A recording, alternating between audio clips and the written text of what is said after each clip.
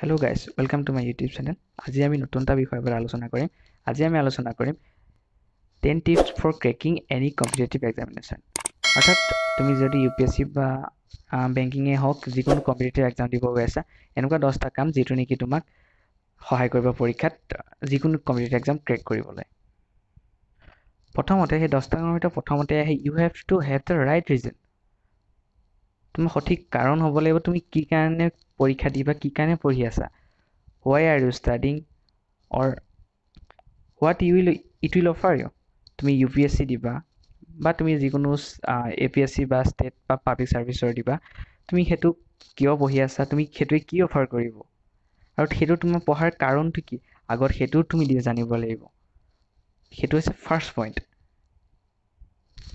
এতিয়া আমি আহিম সেকেন্ড পইণ্ট হৈছে manage minimum time of 6 hour তুমি দিনটোত 24 আৱাৰ ভিতৰত তুমি শুই মেলি খোৱা বোৱা সব বাদ দি যিকোনো সময়ত লাগিলে তুমি ৰাতিপুৱা সোনকালে উঠা দেৰিকৈ উঠা মেটাৰ নকৰে তুমি 6 ঘণ্টা সময় এনেকুৱাকৈ উলিয়াব লাগিব যিটো নেকি তোমাক সেইটো সময় কোনো ডিষ্টাৰ্ব নকৰে সেইটো সময় তুমি অকলশৰীয়াকৈ থাকা সেইটো সময় নাটো ঘৰৰ কোনোবা তোমাক মাতিব নাটো বেলেগ কোনোবাই মাতিব পাৰিব নাটো সেইটো সময়ত তুমি ফোন বা লেপটপ বা যিকোনো ছ'চিয়েল মিডিয়াৰ পৰা সম্পূৰ্ণ আঁতৰত থাকি 6 ঘণ্টা সময় এনেকুৱা উলিয়াব লাগিব যিটোৱে নেকি তুমি পঢ়াত দিব পাৰিবা সেইটো হৈছে তোমাৰ সেকেন্ড কাম কিয়নো এই 6 ঘণ্টা সময়টো তোমাৰ যিকোনো এক্সাম ক্ৰেক কৰিবৰ কাৰণে 6 ঘণ্টা সময়টো বহুত মহত্বপূৰ্ণ আৰু সেই 6 ঘণ্টাটো ডেইলি উলিয়াব পাৰিলে তুমি তোমাৰ যিকোনো পৰীক্ষাই হওক UPSC APSC হওক বা যিকোনো বেংকিঙৰ এক্সামেই হওক যিকোনো কম্পিটিটিভ এক্সামেই হওক তোমাৰ পাছ কৰাৰ চান্স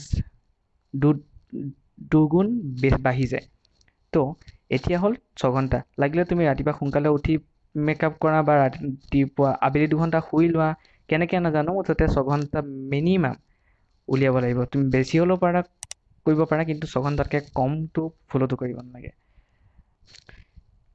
এতিয়া 3 নম্বৰত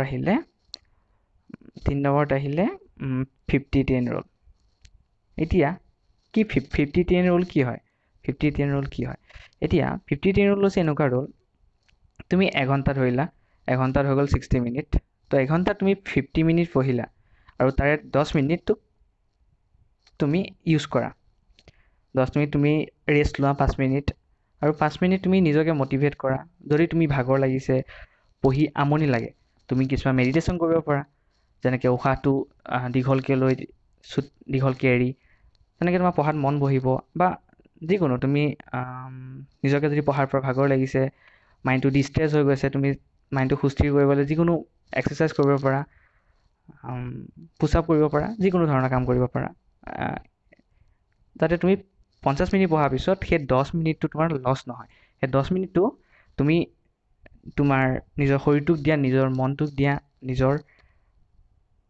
নিজক দিয়া সেই 10 মিনিট 5 মিনিট তুমি নিজকে মটিভেট কৰা নিজকে তুমি তোমাৰ কথা ভাবা তোমাৰ ড্ৰিমৰ কথা ভাবা 5 মিনিট আৰু বাকী 5 মিনিটটো তুমি পুছ আপ কৰা যিকোনো এক্সাৰচাইজ কৰা তেনেকৈ ইউজ কৰা এইটো হৈছে 50-10 ৰুল এনেকৈ নহয় যে তুমি এঘণ্টাৰ ভিতৰত তোমাৰ এঘণ্টাই পঢ়িব লাগিব তেনেকৈ কোনো মানে নাই বেছি পঢ়ি থাকিলে কি হয়গৈ মাইণ্ডটো অভাৰ ষ্ট্ৰেছ হৈ যায় বেছি ষ্ট্ৰেছ বাঢ়িলে তোমাৰ পঢ়াত মন নবহিব তো সেইটো কাৰণে তুমি 10 মিনিট এক্সট্ৰাকৈ লোৱা যিটো পৰা নেকি তুমি সেই 10 মিনিটটো তুমি এক্সাৰচাইজ বা যিকোনো তেনেকুৱা ব্যায়াম কৰি ইউজ কৰিব পাৰা এতিয়া 4 নম্বৰ পইণ্ট আহে ইনস্পিৰেশ্যন বা ইনস্পিৰেশ্যনেল এক্টিভিটি তুমি এনেকুৱা কাম কৰিব লাগিব কিছুমান কাম কৰা যিটো নেকি তোমাক ইনস্পায়াৰ কৰে ধৰি লোৱা তুমি লিছে inspiring music movies clip etcetera ধৰি এনেকুৱা হয় তুমি এখন ফিল্ম চালা সেই ফিল্মখনৰ পৰা তুমি ইনস্পাইৰেশ্যন পোৱা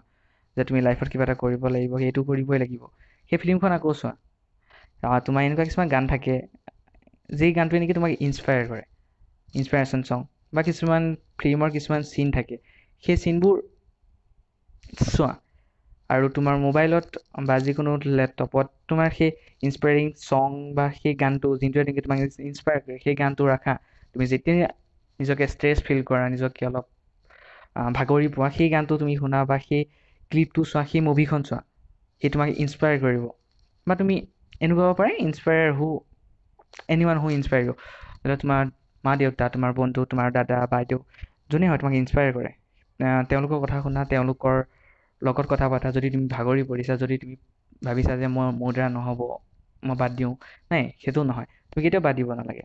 তুমি সেই মানুহজনক লগ কৰা, যোনে তোমাক ইনস্পায়াৰ কৰা, তোমাৰ বন্ধু হওক, তোমাক মা দেউতা হওক, তোমাৰ দাদা হওক, তেওঁক ইনস্পায়াৰ কৰা। তেওঁ তোমাক ইনস্পায়াৰ কৰিব, তেওঁ তোমাক ভাগৰি পৰিব নিদিব তোমাক। আৰু যিকোনো তুমি যদি নিজে ভাগৰি পৰিছা, তেনেকুৱা কোনো ইনস্পায়াৰ কৰা মানুহ নাই, তেতিয়া তুমি ইনস্পায়াৰেশ্যন কিছুমান গান শুনা। এনেকুৱা তোমাৰ যিকোনো গান থাকিব পাৰে যিটোৱে নেকি তোমাক ইনস্পায়াৰ কৰিব, বা কিছুমান মুভি ক্লিপ থাকিব। এতিয়া 5 নম্বৰ হৈছে ডিচিপ্লিন। এতিয়া ডিচিপ্লিন বুলি ক'লে কি হ'ব? ডিচিপ্লিন মানে কি? তুমি নিয়মানুৱৰ্তিতা এনেকুৱা হ'ব কি নিজকে তুমি এজন ডিচিপ্লিন পাৰ্চন হিচাপে নিজকে ট্ৰেইন কৰা। নিজকে তুমি অলপো সময় নিজকে ৱেষ্ট কৰিব নিদিওঁ। সেই প্ৰত্যেকটো সময় তুমি পাৰ হৈ যোৱা 5 মিনিট, 10 মিনিট, 15, 20 মিনিট, সেই প্ৰত্যেকটো সময় ইউজ কৰা, তুমি ইউটিলাইজ কৰা। সেই সময়ৰ এডভান্টেজ লোৱা। কাৰণ তুমি যেতিয়া ডিগ্ৰী পাছ কৰিবা, তেতিয়া ডিগ্ৰী পাছ কৰাৰ পিছত ডিগ্ৰী কমপ্লিট কৰাৰ পিছত তুমি ডিগ্ৰী কমপ্লিট কৰা, তাৰ পৰা তোমাৰ যোনটো UPSCৰ এইম হয়, সেইটো সময়টো তোমাৰ বেছি সময় নাপাবা।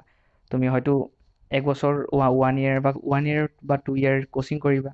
তাৰপিছত তোমাৰ সেই কোচিং কৰা সময়কণ বা সেই 1 বছৰ বা সেই 6 মাহ সময়কণ যদি তুমি ভাবা যে কোচিং নকৰোঁ, মই এবাৰ ফাৰ্ষ্ট এটেম্প কৰি চাওঁ, তে সেই সময়কণ তোমাৰ ডিগ্ৰী কমপ্লিট কৰাৰ পৰা সেই UPSCৰ সেই সময়কণলৈকে, তোমাৰ মেইনছ প্ৰিলিমছৰ সেই সময়কণলৈকে, সেই সময়কণ বহুত গুৰুত্বপূৰ্ণ সময়। সেই সময়টোত নিজকে ট্ৰেইন কৰা ডিচিপ্লিন মানুহ হ'বৰ কাৰণে নিজকে ট্ৰেইন কৰা, যাতে সময় অকণো মিছ ইউজ নকৰোঁ, সেই প্ৰত্যেকটো মিনিট, প্ৰত্যেকটো ছেকেণ্ড ইউটিলাইজ কৰিম। তো ডিচিপ্লিন সেইটোৱে হয়। তো নিজকে ডিচিপ্লিন হিচাপে গঢ়ি তোলাটো এটা প্ৰধান কাম হ'ব, যিটোৱে নেকি তোমাক দুগুণ বেছি চান্স দিব তোমাক নেকি যিকোনো এটা কম্পিটিটিভ এক্সামত তোমাক ক্ৰেক কৰাৰ কাৰণে। নিজকে ডিচিপ্লিন হিচাপে গঢ়ি তোলা। বাকীটো সময়ত কৰি যাবা, সময়ৰ কাম সময়ত কৰা, সময়ক অযথা ৱেষ্ট হ'ব নিদিবা। বাকী সময়ৰ কাম সময় কৰিব, আৰু এদিন নিশ্চয় সফলতা হ'বা। এতিয়া 6 নম্বৰ পইণ্ট আহিলে focus on the competitive exam only. Focus on the competitive exam only মানে এইটো হয়, তোমাৰ ডিগ্ৰী পাছ কৰাৰ পিছত তোমাৰ UPSCৰ সেই প্ৰিলিমছৰ, মেইনছৰ সেই সময়কণলৈকে তোমাৰ যিটো সময় পাবা, যিটো টাইম পিৰিয়ড পাবা, 6 month বা 1 year, তো 1 year তুমি যিমানটো টাইম পাবা, সেই টাইমটোত তুমি অকল সেই পৰীক্ষাটোলৈ ফ'কাছ কৰা। অকল তুমি সেই ফ'কাছ কৰাৰ সময়ত এনেকুৱা নহয় যে তুমি বেলেগ কাম কৰি আছা, তুমি পঢ়ি আছা, সেই সময়কণ পঢ়ি আছা, তুমি ফ'কাছ কৰি আছা। মানে এনেকুৱা নহয় যে তুমি যিকোনো পঢ়ি আছা সেইটো নহয়। তাৰ সেই পৰীক্ষাৰ কাৰণে যিখিনি আহিব সেইটোত ফ'কাছ কৰা। সেইটো ফ'কাছ কেনেকৈ কৰিবা? তাৰ কাৰণে তুমি তাৰ যোনটো চিলেবাছ হয়, চিলেবাছ চোৱা। তুমি তাৰ কাৰণে তুমি কি প্ৰিভিয়াছ ইয়েৰ কুৱেশ্যন চোৱা, লাষ্ট 5-6 years অফ প্ৰিভিয়াছ ইয়েৰৰ কুৱেশ্যন চোৱা। তুমি তাৰপৰা গম পাবা তাত কেনেকুৱা ধৰণৰ কুৱেশ্যন আহে। তাৰপিছত আহিলে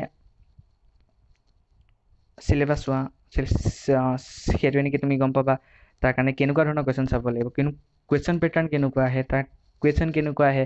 তুমি তাৰ পৰা যোনটো কাৰেণ্ট এফেয়াৰ্ছ কি চাব লাগিব, বা যোনটো বা লজিকেল ৰিজনিং আহিব। লজিকেল ৰিজনিঙৰ তুমি কেনেকুৱা চাব লাগিব, ক'ৰ পৰা আহিব লজিকেল ৰিজনিং, কাৰেণ্ট এফেয়াৰ্ছ ক'ৰ পৰা আহিব, কিহৰ ওপৰত আহে, সেই সকলোবোৰ তুমি তাত চোৱা। অযথা ইফাল সিফাল গৈ লাভ নাই। তাত যোনটো পইণ্টত তুমি যোনটো এইম হয়, সেই অকল এইমৰ ওপৰত নজৰ দিয়া, অকল সেই এক্সামটোৰ ওপৰত ফ'কাছ দিয়া। অযথা ইফালে সিফালে যিখিনি পৰীক্ষাত নাহে বা অলাগতিয়াল, সেইটো সময়ত এইটো সময় যোনটো ডিগ্ৰীৰ পৰা তোমাৰ পৰীক্ষা সময়কণ, সেইটো পঢ়াৰ অযথা যি টি পঢ়াৰ সময় সেইটো নহয়। এতিয়া মূল কথাটো হৈছে focus on the competitive exam only. তাৰপিছত আহিলে 7 নম্বৰ আহিলে ফিয়াৰ, ভয়।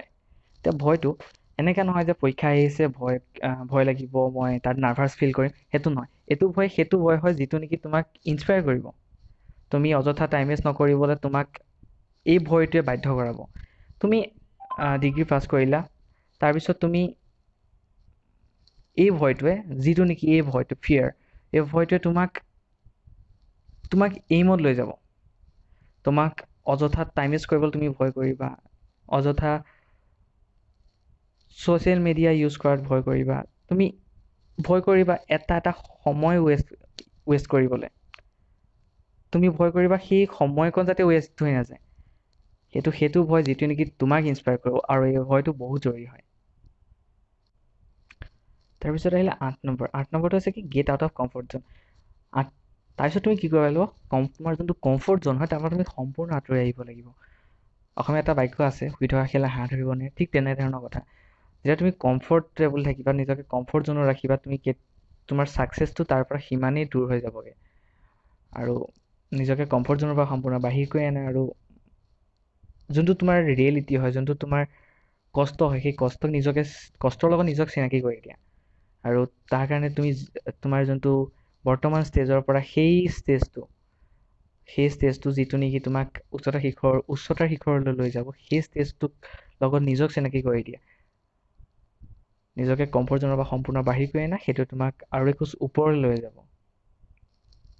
তাৰপিছত আহিলে 9 নম্বৰ আহিলে নিড এটলিষ্ট 6 month। তোমাৰ মই অলপ আগত কৈছিলোঁ, তোমাৰ যেতিয়া ডিগ্ৰী কমপ্লিট কৰাৰ পৰা তোমাৰ সেই পৰীক্ষালৈকে তোমাৰ হয়তো তুমি এটা বা দুটা এটেম্পটছ দিলাও, তেতিয়াও কথা নাই, বা যদিও দিছা তোমাৰ বা নিদিয়াও, তেতিয়া তোমাৰ সেই সময়টোলৈ তোমাৰ কোচিং ধৰি পেলাই, কোচিং যদি কৰা তেতিয়া সেইটোক লগত ইনক্লুড কৰি, বা যদি তুমি এবাৰ বা দুবাৰ তুমি প্ৰিলিমছত এপিয়াৰ হৈছা বা তুমি ছাকচেছ হোৱা নাই, তোমাক সেইটোলৈ মিনিমাম তুমি মেক্সিমাম 2 to 3-5 years, বা তোমাৰ মিনিমাম 6 month সময় প্ৰয়োজন হ'ব। সেই 6 month সময় কিয় লাগিব? এনে UPSC পৰীক্ষা বা যিকোনো কম্পিটিটিভ এক্সামেই হওক, বেংকিঙেই হওক, তোমাৰ SSC হওক, যিকোনো কম্পিটিটিভ এক্সামত তোমাৰ এনেকুৱা নহয় যে তুমি 3 দিন পঢ়ি পেলাই তুমি দিবা, বা এসপ্তাহ পঢ়িবা দিবা, বা এমাহ পঢ়ি দিবা। তো মিনিমাম 6 month সময় প্ৰয়োজন হ'বই। 6 month সময় কিয় লাগে? 6 month for preparing yourself for exam. নিজকে তুমি 6 month এক্সামৰ কাৰণে প্ৰিপেয়াৰ কৰিব লাগিব। 6 month for complete the syllabus. তোমাৰ যিকোনো কম্পিটিটিভ এক্সাম, ধৰি লোৱা তুমি UPSC দিছা, তাৰ চিলেবাছ তুমি 6 মাহ লাগিবই তোমাক কমপ্লিট কৰিবলৈ। তাতকৈ তুমি 3 দিন বা এসপ্তাহ বা এমাহত তুমি কেতিয়াও কমপ্লিট কৰিব নোৱাৰা। তাৰপিছত হৈছে 6 month ফৰ ট্ৰেইন yourself। তুমি এনেকুৱা নহয় যে পৰীক্ষা এটা তুমি গ'লা দিলা, তুমি সেই পৰীক্ষাটোৰ লগত নিজকে আগত প্ৰেক্টিচ কৰিছা, তুমি তাৰ প্ৰিভিয়াছ ইয়েৰৰ কুৱেশ্যন পেপাৰ আনি প্ৰিভিয়াছ ইয়েৰৰ কুৱেশ্যন তুমি অনলাইন ডাউনলোড কৰিব পাই যাবা। যেনেকুৱা ধৰণৰ এক্সাম, তোমাৰ বেংকিঙে হওক, SSC হওক, UPSC হওক, যিয়ে হওক, তোমাৰ এনি কম্পিটিটিভ এক্সামৰ তোমাৰ বিভিন্ন ছ'চিয়েল মিডিয়াত তোমাৰ মক টেষ্ট পাই যাবা। সেইবোৰ কৰি তুমি নিজকে ট্ৰেইন কৰা। সেই 6 মাহ সময়টো, বহুতে কয় মই 3 দিন পঢ়ি পেলাই দিব পাৰিম, বা 3 দিন সময় কেতিয়াও নহয়, বা এমাহো কেতিয়াও নহয়, মিনিমাম 6 month। 6 monthৰ পৰা তোমাক 2 পৰা 3 years, ইমানটো সময় তোমাৰ প্ৰয়োজন হ'বই। তাৰপিছত লাষ্টত আহিলে 10 নম্বৰ। 10 নম্বৰ আছে ড্ৰিম, ৰিউমাৰ, গছিপিং। এতিয়া আমি ইয়াত 3টা শব্দ আছে ড্ৰিম। এতিয়া ড্ৰিমটো কি হয়? ড্ৰিম, সপোন দেখাটো ভাল কথা। মই এদিন এজন IPS IS বিষয়া হ'ম, মই এজন আমুক হ'ম, এটচেট্ৰা এটচেট্ৰা।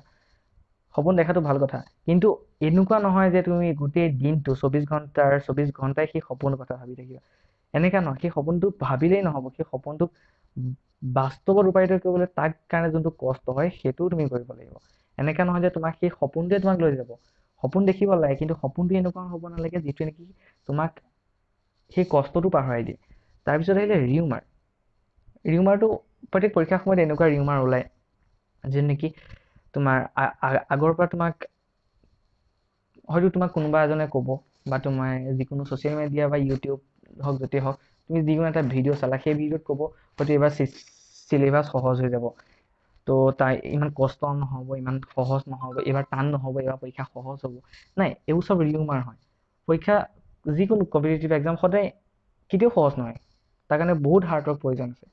সেই ৰিউমাৰবোৰ কেতিয়াও চকু দিব নালাগে। তাৰপিছত সেই গছিপিং। বহুতে এনেকুৱা আছে, মই নিজে দেখিছোঁ, লোকৰ কথা আলোচনা কৰে। এনেকুৱা নহয় যে তুমি লগৰ কাৰোবাৰ কথা আলোচনা কৰিলে, সেইটো নহয়। তুমি এজন IS বিষয়াৰ কেনেকৈ ক্ৰেক কৰিলে, সেইটো তেওঁৰ ইণ্টাৰভিউ চালা। পাছত সেইটো বিষয়ে তুমি এইটো ভাবিব নালাগিব যে হয় সি মিছা কথা কৈছে, মই এইটো 3 দিন পঢ়ি পেলাই পৰীক্ষা দিব পাৰিম, ইমান টান নহয়। এইবোৰ বেয়া কথা। গচিপিংটো কেতিয়াও কৰিব নালাগে। যিটো হাৰ্ড ৱৰ্ক হয় সেইটো তুমি কৰিবই লাগিব, আৰু সেইটো তুমি মানি ল'বই লাগিব। যোনটো ট্ৰুথ হয়, ট্ৰুথটো মানিবই লাগিব। আৰু যোনটো ড্ৰিম, ৰিউমাৰ, গচিপিং, এইকেইটা পৰা সম্পূৰ্ণ আঁতৰত থাকা। যোনটো ড্ৰিম, সপোন দেখাটো ভাল, কিন্তু সপোনত ভাহি যাব নালাগে। তাৰপৰা যোনটো ৰিউমাৰ কেতিয়াও চব কথা নিদিবা, মন নিদিবা যে এইটো পৰীক্ষা এইবাৰ চিলেবাছ সহজ হ'ব, এইবাৰ পৰীক্ষাৰ চিষ্টেম সহজ হ'ব, এইবাৰ পৰীক্ষা সহজ হ'ব। সেইটো নহয়, কেতিয়াও সহজ নহয় এইটো। আৰু আহে গচিপিং, নিজকে সম্পূৰ্ণ আঁতৰত থকা সমালোচনাৰ পৰা। যোনটো কষ্ট হয় সেইটো কৰিবই লাগিব। এতিয়া আমি 10টা কথা আলোচনা কৰিলোঁ, যিটোৱে নেকি তোমাক যিকোনো এটা পৰীক্ষাত সফলতাৰে তোমাক আগবঢ়াই নিব। আৰু ভিডিঅ'টো যদি চাই ভাল লাগিলে লাইক কৰিবা, শ্বেয়াৰ কৰিবা আৰু ছাবস্ক্ৰাইব কৰি দিবা। Thank U.